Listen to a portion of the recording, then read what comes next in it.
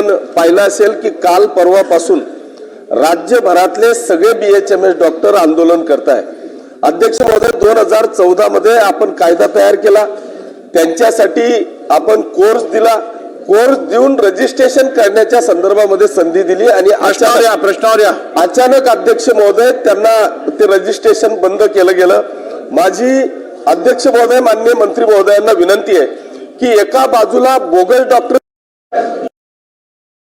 तिसऱ्या बाजूला ग्रामीण भागात डॉक्टर मिळत नाही आणि चौथ्या बाजूला आपण डायरेक्ट त्यांचं रजिस्ट्रेशन बंद करून लाखो डॉक्टरांवर आज आपण घाला आणतोय।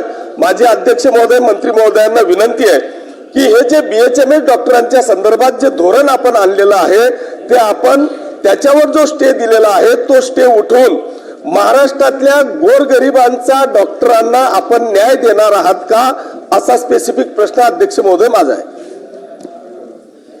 आता अध्यक्ष महोदय, हा जो प्रश्न आहे तो होता अधिपरिचारिकेच्या भरतीमध्ये झालेल्या गैरव्यवहाराबाबत। आता सन्मान्य सदस्यांनी काल होमिओपॅथीच्या डॉक्टरने जो संप केला होता याचा प्रश्न त्यांनी विचारलेला आहे।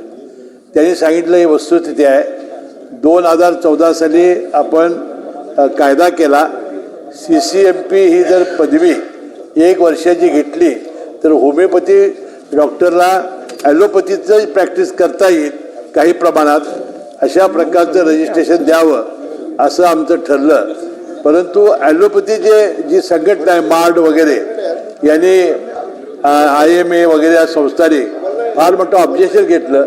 मुळातच उच्च न्यायालयामध्ये ही केस चालू आहे।